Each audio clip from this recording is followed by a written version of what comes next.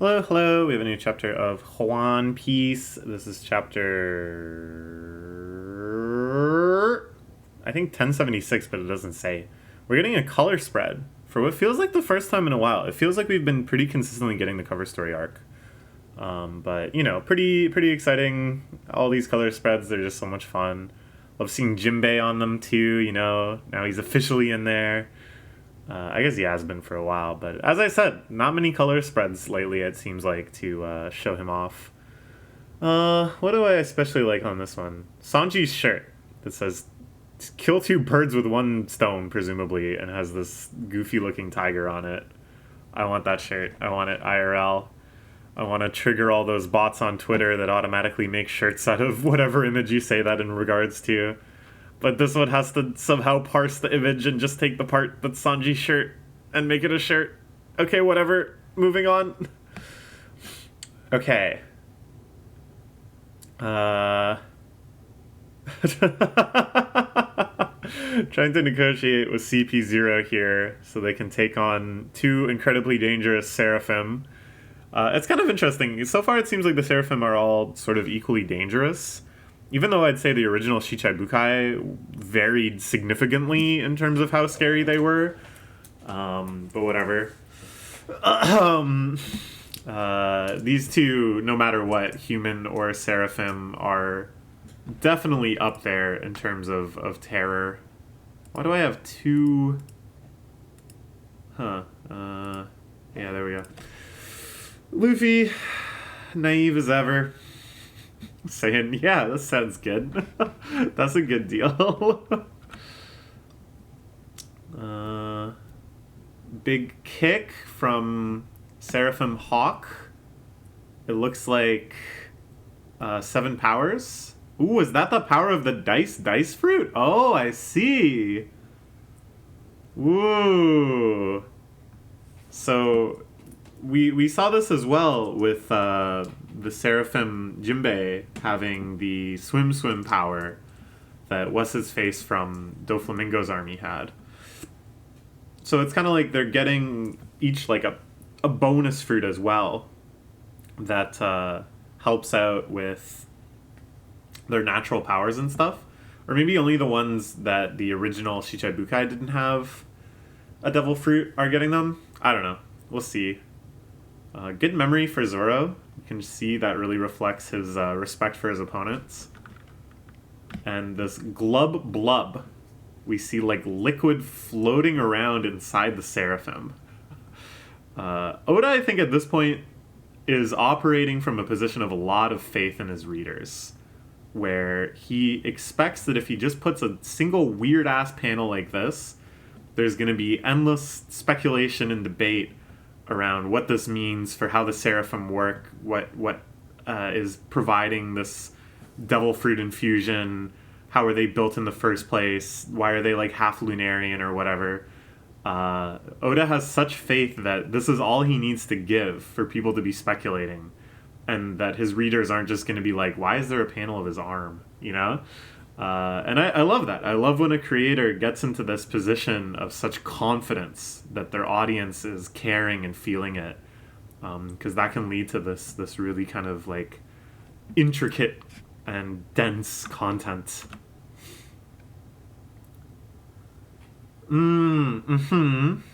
Lucci admits. Which makes sense, because what is he going to do at this point? Vegapunk obviously already suspects that. Lucci just kind of a weirdo. In the end, he's just kind of a quirked up fellow, I think. That he may not... Like, I think you can say, oh, this is strategic, being proactively honest with Vegapunk, more likely to get help, rather than coming up with some flimsy excuse that he'll probably see through. But I don't even know if Lucci's being strategic or if he's just too quirked up to not just instantly say the truth. Okay.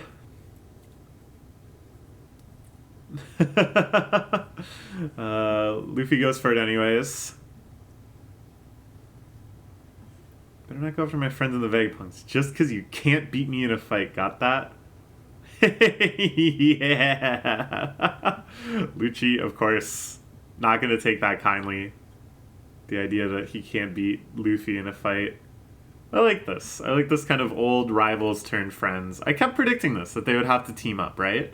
Because it just wouldn't be enough to just have them fight again. It has to be a little different. It has to be something else fun to add on top of it for Oda to want to bring them all back. Seraphim Bear doing Kuma's favorite Ursa shock. Sorry, Bonnie. Oh, because that's her dad. Luffy, no, that's not her dad. Stupid. Yeah. Okay, this is fun. Big team-up attacks with their formal rivals. This is something that sometimes bugs me about One Piece, especially One Piece lately, is that they kind of have, like, a very interesting structural setup to a battle. Something that has a lot of, like, plot and character significance. Lucci and Luffy team up, right? And then the way the battle is actually shown is, like, very kind of, like, cut and dry, just checking the most obvious box for what such a team up would look like, or what any execution of this setup would look like, if you know what I mean. That it's just a little too clean and convenient. That it's like, oh, okay, they team up. All right, let's have them both use, like, their biggest signature attack together on the foe. You know? It feels like Marvel movies. It feels kind of like too much like fan service. And it lacks the sort of chaos and wackiness that fight scenes in One Piece often have. Anyways, just my little criticism. You won't hear me criticize One Piece too often. So, cherish it. But yeah, I don't know. Just something about... It's too formulaic to just have these two... Like, it looks cool. It looks badass. It's kind of wild that they're just slicing some kids in half, but it's a little too formulaic for me. Alright, here's something much less formulaic. What in the world is going on here? What in the world? Okay, so other intelligence agencies were visiting Egghead Island, right? And then there was this weird discrepancy where the world government was like, why aren't any of those ships safely leaving? Why are they always, like, blowing up right when they leave Egghead? And Vegapunk was like, I have no idea what you're talking about, right? And I kept pointing that out, that was never resolved, right? We were about to leave the island. Sea Beast weapons attacked and drove us back here. Other Cypher Pulse who came to look into our disappearance ended up in the exact same situation. If you'll forgive us that we assumed you were the one behind this. Okay, so I always thought that this wasn't just Vegapunk. This was like a third party. The Vegapunk genuinely did not know about this. The government was blaming Vegapunk, but it was actually some third party. But here it is happening inside of Vegapunk's lab. Had no idea to think that all of this was happening on Egghead right under my nose. Okay, yeah, so there's a spy within Vegapunk's roster. Someone on Egghead is acting against Vegapunk. And then now he's... So yeah. This is good. This is good. This is playing into the exact sort of subterfuge and espionage and stuff that I thought would be so cool in this arc. So there's essentially three parties, sorry. The world government now actively acting against Vegapunk, obstinately because all of these ships disappeared, but really they have their own reasons too. They know Vegapunk has learned too much, doing poneglyph research, and so on and so forth. There's Vegapunk's consortium, which obstinately wants to work for the world government, but in fact has been subverting it and doing all sneaky stuff under their noses for decades now. And then there's this third-party faction that we don't know about yet, that's against both Vegapunk and the world government, that might be trying to frame Vegapunk, not knowing that the world government already has beef with Vegapunk, is probably also just against the world government, trying to take out all the Cypherpole agencies. What is their actual motive, and who are they? It's got to be someone we know. I don't think it's anybody from Mads, because they're all kind of accounted for. Caesar Clown and Judge Vinsmoke are off on their ridiculous adventure. Queen just got annihilated in Wano and is imprisoned there. So I don't think it's like a rival science faction. But who else could it be? Who else could it be? Doesn't seem like something Blackbeard would do. It's a little too intellectual for him, I think. He's more in the smash and grab category. It could be another member of the Worst Generation, but it's kind of hard to think of who, because a lot of them are like accounted for. Bonnie, of course, is running around the island. Kid and Law are off on their own adventures. Eroge, I doubt it. I don't know. Who's like suitable? Shanks? No. Why would Shanks want to do any of this stuff? Shanks is busy too. He's sailing for Raftel. He's making his move. Anyways, meanwhile, 100 ships in total. Oh yeah, and this third party is also leaking stuff to the government, but way up in the government, maybe directly to like the Five Elders, such that the rest of the government thinks that they're still just investigating the missing ships. The fact that Vegapunk is researching poneglyphs in the Void Century and stuff isn't well known within the government. So it's probably someone in the government that's undercover. Someone that we know of, probably. Could it be friggin' Virgo from way back on Punk Hazard? Because he kind of has a history in this like community. And he's like a super undercover, plays 4 or 5 different sides types. I don't know. We'll see. Okay, meanwhile, what in the world? We have a repeat of Chapter 1. Shanks drinking at a bar. Has to break up a disturbance with some local punks. This is kind of fun because, you know, it's retelling scenes from Chapter 1 with this new type of Luffy. This guy's got a Viking hat kind of looking thing, right? With the horns. Oda has said before that if he wasn't writing about pirates, he'd want to write about Vikings because he thinks Vikings are cool. So this is kind of like the alternate universe Luffy, or maybe saying, once One Piece ends, this kid's Viking story is going to start. All the giant pirates have always been very Viking themed too. He actually attacked us. But it's also kind of like an escalation of Chapter 1 too. It's like way more excessive.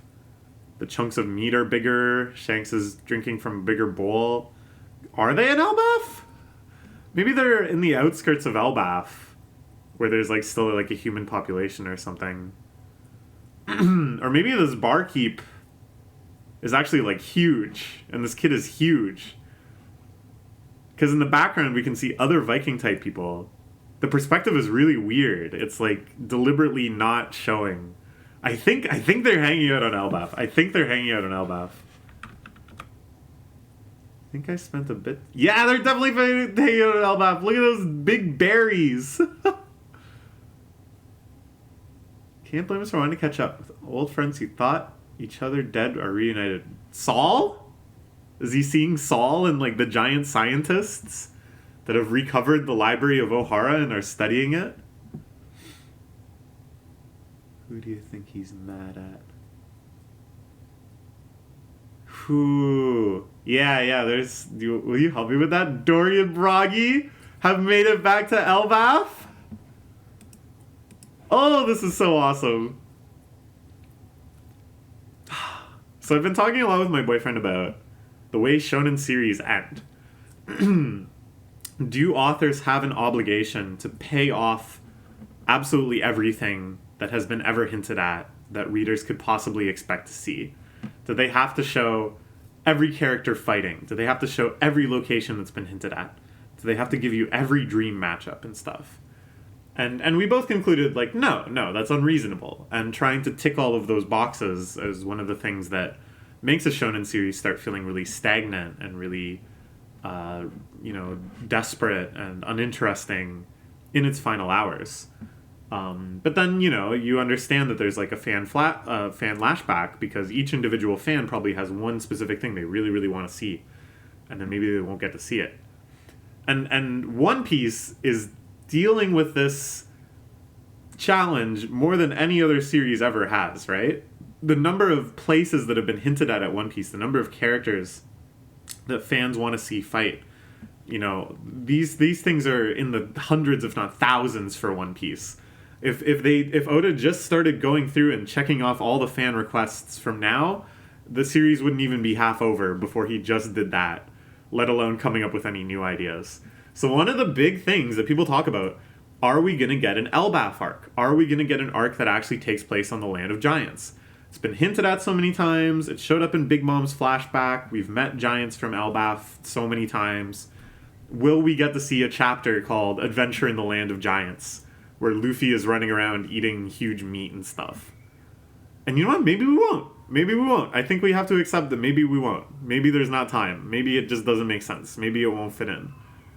But I think Oda fighting this hugest uphill battle of making every one of his fans happy is so strategic about, like, okay, we don't have time for an Elbaf arc, but we can see another glimpse of it with Shanks. We can have this little mini Shanks adventure that's also on Elbaf. And just like Sanji's shirt, it's 2 birds, 1 stone. I don't know, it's great. And then it's like, it shows the different islands in such like unique perspectives too. It's very different for Luffy and crew to be running around on Elbaf.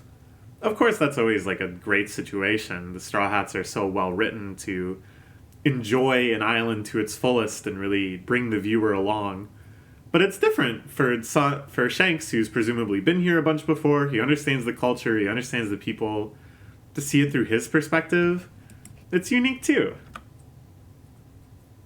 That's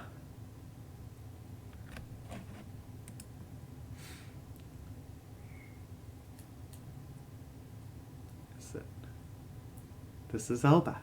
Send this message.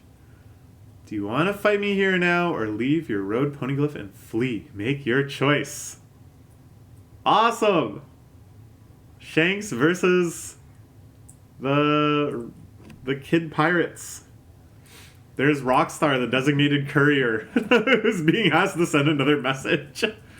Lucky Roo with a huge chunk of meat.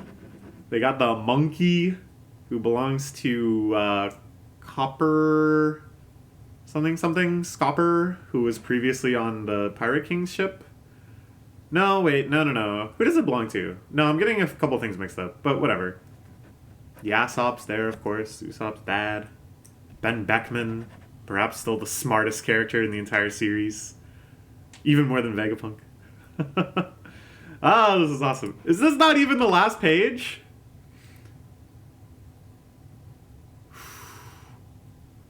Ships along the shore and the ones lazily shooting at us all belong to pirate crews working for Redhead, the Emperor. Each one of them is known and feared. So he has his own kind of like fleet armada. Yeah, and that's how Kid lost his arm. That's right. Shanks has got some like arm taking thing now. He's like, live like I do. Won't stop in her arm this time. Oh, everybody's freaking out about Shanks. They'll take your life. Maybe so, but only if I lose. This is wild. So we already know about Law versus Blackbeard. Now we're getting Kid versus Shanks. Crazy. Oh, I'm so excited for next chapter. I'm so excited for everything. But this sort of signifies maybe this is like a turning point in Egghead, right? That the big final mystery of who is this third party working against both sides is going to be revealed, and then we're going to head into like an end game, I guess, presumably. We'll see. I don't know. The structuring of everything is so weird. This has felt much less like any sort of standalone arc than ever before. Like at any chapter, we can just launch into something entirely new, taking place in an entirely different part of the world. And then all of these events will converge at some point. So exciting! Okay, that's all. Bye bye.